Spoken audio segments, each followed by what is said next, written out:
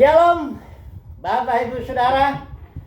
Kita melanjutkan studi kita kristalisasi dan masih di kitab Bilangan, dan kita akan membahas kali ini tema mengenai pelayanan suku Lewi, ya. Jadi itu ada di Bilangan pasal 3 dan pasal 4. Tetapi kita tidak usah membaca dengan detail pelayanannya. Pendeknya, pelayanan suku Lewi itu ada di sekitar kemah suci, ya. Dia melayani di sana, dan suku Lewi itu dia punya anak Kehat, Merari, Gerson, itu dibagi, ya, pelayanan yang secara khusus itu Bani Kehat itu untuk perabotannya, ya. Jadi itu dicatat tugas-tugasnya dengan jelas, ya. Orang Merari juga dicatat, ya, dan juga Bani Gerson juga dicatat. Nah, jumlahnya juga, ya. Kalau Bani Kehat ini ada 2.750, kalau Bani Gerson ada 260, kalau Merari ada 3.200. Itu yang usia dari 20 ke 50, dari 30 ke 50, ya. Nah, itu dicatat dari 30 tahun ke atas, ya, sampai yang berumur 50 tahun. Kena wajib tugas itu, pelayanan, ya. Nah, sekarang kita langsung aja aplikasikan pelayanan suku Lewi ini. Yang jelas mereka melayani, membantu Harun dan anak-anaknya sebagai imam di sana, ya. Jadi kita tahu sejarahnya jelas, Bani Lewi itu dipilih Tuhan yang dapat kasih karunia untuk melayani, mendekat kepada kemah. Dan walaupun karena kasih karunia itu, Bani Lewi juga sudah membuktikan, ya, bahwa dia memilih atau berpihak kepada Tuhan ketika Israel, ya, jatuh ke dalam penyembahan anak lembu emas, ya. Dia memilih waktu itu. Musa bilang di luar perkemahan, Musa bilang, siapa yang berpihak kepadaku, kepada Tuhan, datang kepadaku, kata Musa. Dan seluruh Bani Lewi datang ke sana. Ya, tadinya keimaman itu soalnya untuk seluruh bangsa Israel, karena Keluaran 19 jelas itu mengatakan bahwa kamu akan menjadi bangsa yang kudus, umat kesayanganku, imam-imam dan raja-raja. Jadi suku Lewi mendapat hak untuk mendekat melayani kemah suci. Nah, sekarang apa artinya? Kita langsung aplikasikan lah. Ini kan konteks perjanjian lama, suku Lewi melayani di kemah suci, ya. Termasuk hak menerima perpuluhan, ya. Kalau suku Lewi berhak dia menerima, karena dia tidak dapat milik pusaka di tanah perjanjian itu. Karena milik pusakanya adalah Tuhan. Sehingga suku Lewi mendapatkan penghasilan 1/10 dari mendapat perpuluhan seluruh suku-suku yang lain itu. Nah, apakah ini, bagaimana ini cara kita menerapkannya ke dalam konteks perjanjian baru, di mana pelayan-pelayan Tuhan di sini? Apakah kita juga sebagai pelayan Tuhan berhak menerima 1/10? Saya udah banyak sih bicara soal perpuluhan. Nggak ada hak sama sekali, saudaraku. Kita di sini lain, ya. Petrus, Paulus, Rasul Yohanes, semua gereja mula-mula pelayan-pelayannya nggak ada yang bicara perpuluhan, barang setengah ayat pun. Kalaupun Yesus pernah bicara perpuluhan, dia bicaranya kepada orang Farisi, ahli Taurat, yang memang mereka terikat dalam perjanjian antara Yahweh dengan Israel yang diperantai Musa, karena memang itu hukumnya. Tapi kalau dalam perjanjian baru konteksnya antara El Elyon dengan orang percaya diperintah oleh Yesus, hukumnya adalah hukum roh. Ibadahnya ibadah dalam roh dan kebenaran. Itu makanya kita hati-hati dalam mengaplikasikan. Kita harus lihat konteksnya. Dalam hal ini, konteks perjanjian itu harus jelas, ya.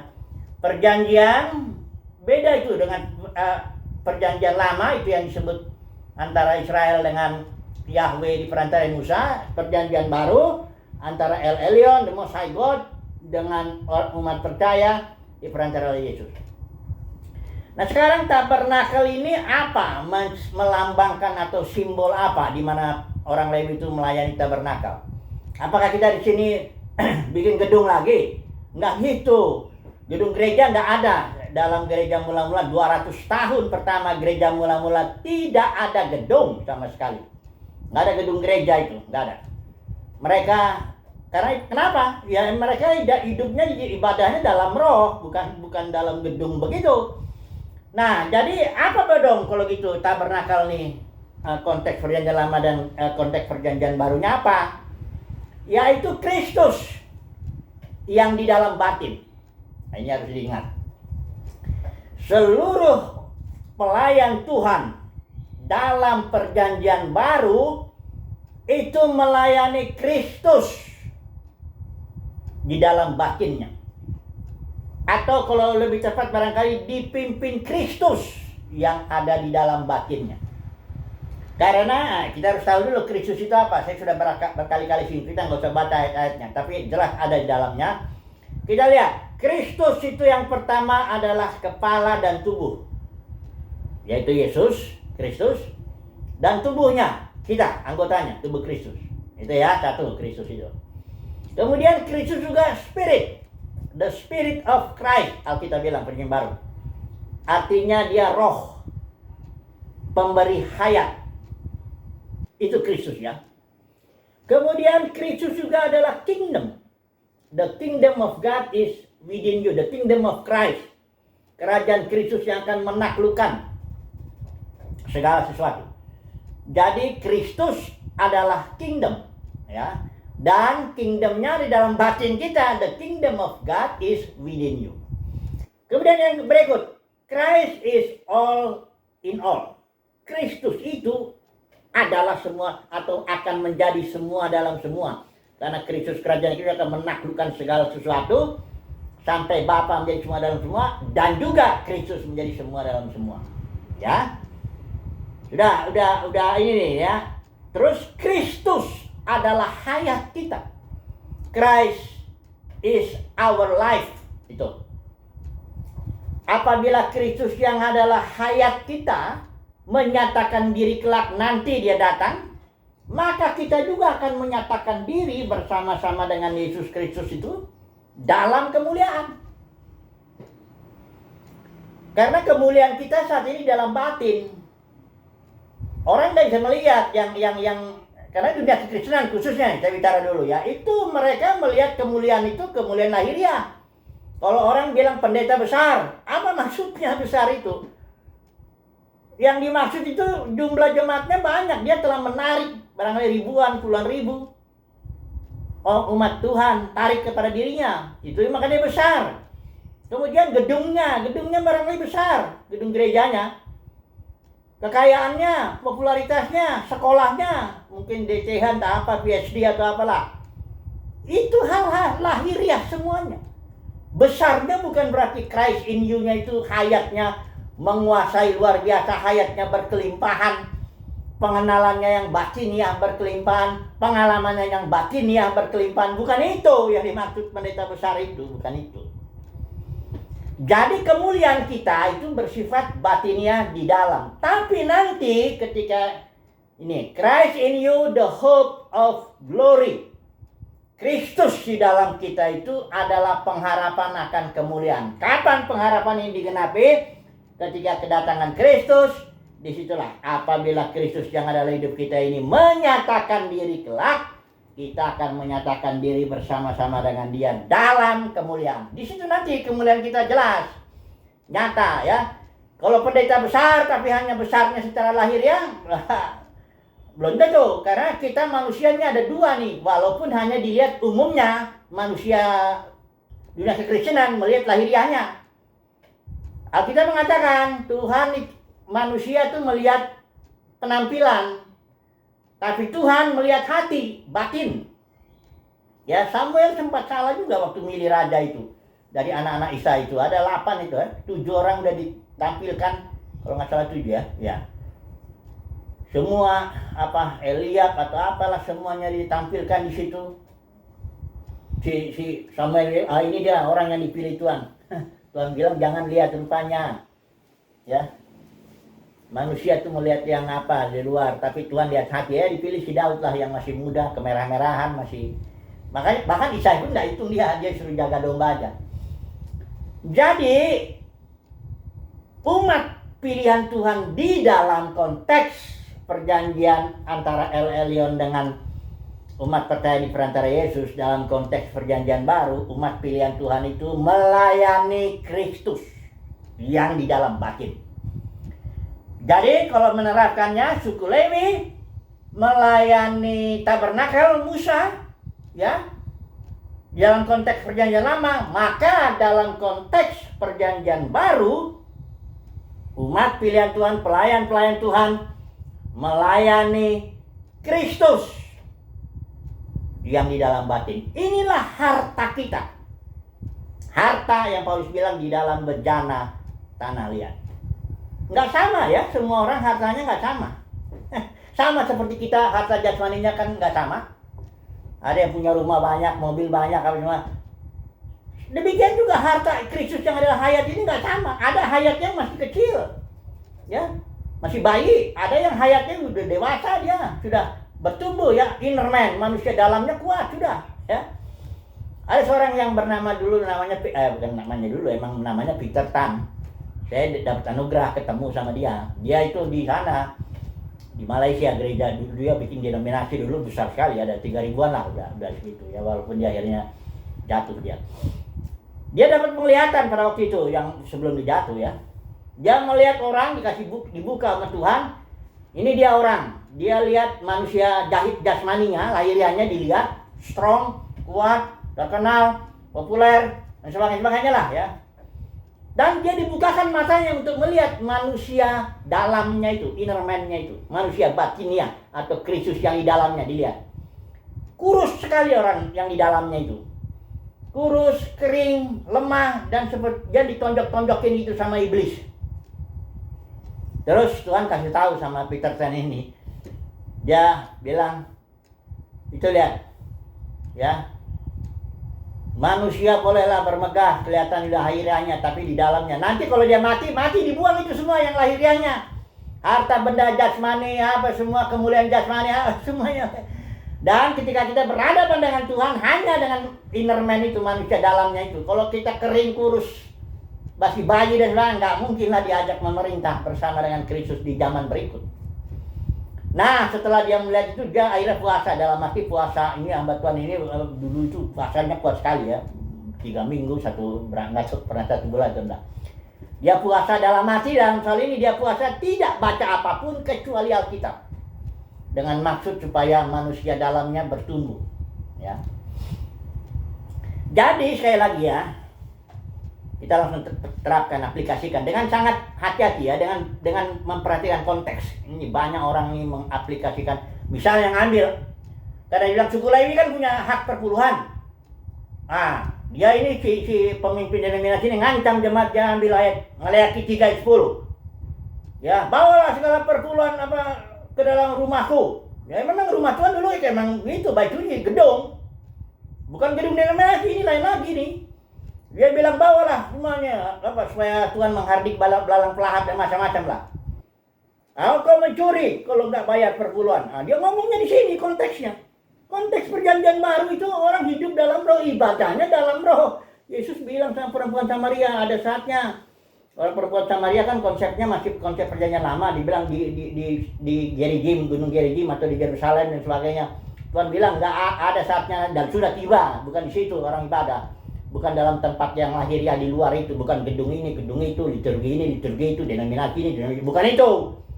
Tapi akan datang saatnya orang ibadahnya dalam roh dan dalam realita, ya, bukan dalam simbol, realita.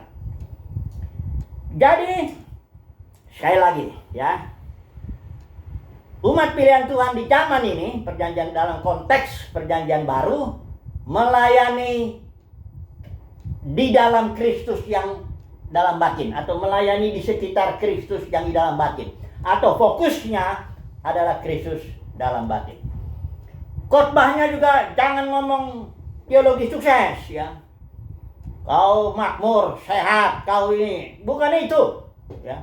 Memang Tuhan Yesus itu sangat sangat dia bersimpati dengan orang sakit, disembuhkan orang sakit. Tapi Yesus itu bukan beritakan soal-soal yang begitu. Yesus itu datang, dia mau menegakkan kerajaannya di bumi, ya. Dia menegakkan kerajaannya di bumi, ada rencananya untuk melakukan segala sesuatu. Bukannya fokusnya penyembuhan orang sakit atau orang lapar kasih makan, bukan. Sekali lagi jangan salah, ya. Kita yang memberitakan Kristus dalam batin bukan gak peduli hal-hal yang luar, bukan. Tapi mesti tahu dulu menempatkan nomor satu. Carilah dahulu, itu firman Tuhan jelas itu. Carilah dahulu kerajaan sorga. Maksudnya kerajaan sorga yang di dalam batin. The kingdom of God is within you. Itu dulu. Pemberitaan kita itu dulu. Kerajaan sorga. Jangan yang lain-lain. Ya. Jangan bilang kau punya masalah apa. Penyakit. Sini, kudoakan. Ini Tuhan baik sama kamu. Bukan itu. Memang Tuhan baik. Tapi bukan itu. Beritakanlah kerajaan sorga. Ya. Beritakanlah firman Tuhan yang fokusnya jelas. Christ in you. Tuh. Kadang-kadang saya lihat ini memang gampang memplesetkan ini ke arah yang lahiriah. Tahu nggak saudara, ke Yudas itu pengajar sesat itu ya. Ini saya berapa menit lagi nih. Pengajar sesat itu apa itu artinya? Memanfaatkan kasih karunia Tuhan. Ya, Tuhan baik, Tuhan cinta kepada manusia, Tuhan mau menyembuhkan orang sakit apa semuanya. Tapi diarahkannya ya itu kepada yang jasmani, bukannya kepada yang spiritual, karena rencana Tuhan itu spiritual dulu, ya.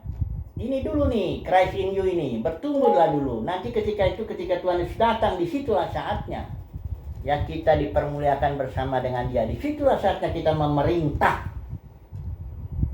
bersama dengan Kristus.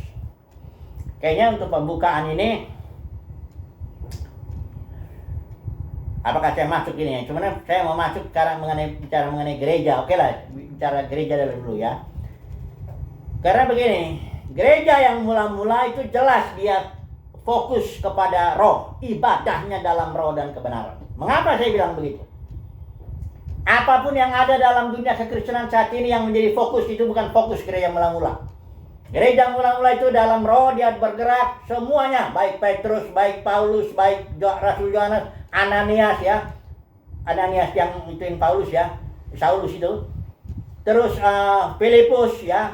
Semuanya itulah anggota-anggota itu dia bergerak dalam pimpinan roh, otoritas roh jelas dalam gereja mula-mula itu.